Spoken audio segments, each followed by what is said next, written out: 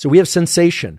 Then we have perception. Perception is our ability to take what we're sensing and focus on it and make sense of it, to explore it, to remember it. So really, perceptions are just whichever sensations we happen to be paying attention to at any moment. And you can do this right now. You can experience perception and the difference between perception and sensation very easily. If, for instance, I tell you to pay attention to the contact of your feet, the bottoms of your feet, with whatever surface they happen to be in contact with. Maybe it's shoes, maybe it's the floor. If your feet are up, maybe it's air. The moment you place your, what we call the spotlight of attention or the spotlight of perception on your feet, you are now perceiving what was happening there, what was being sensed there. The sensation was happening all along, however.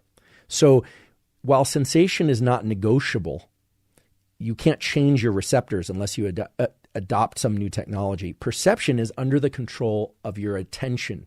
And the way to think about attention is it's like a spotlight. Except it's not one spotlight. You actually have two attentional spotlights. Anyone that tells you you can't multitask, tell them they're wrong. And if they disagree with you, tell them to contact me. Because in old world primates, of which humans are, we are able to do what's called covert attention.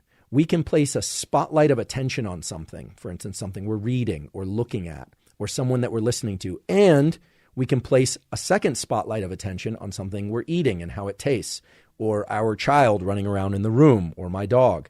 You can split your attention into two locations, but of course you can also bring your attention, that is your perception, to one particular location. You can dilate your attention, kind of like making a spotlight more diffuse, or you can make it more concentrated.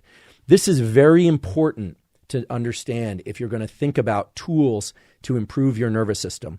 Whether or not that tool is in the form of a chemical that you decide to take, maybe a supplement to increase some chemical in your brain, if that's your choice, or a brain machine device, or you're going to try and learn something better by engaging in some focus or motivated pursuit for some period of time each day. Attention is something that is absolutely under your control, in particular when you're rested.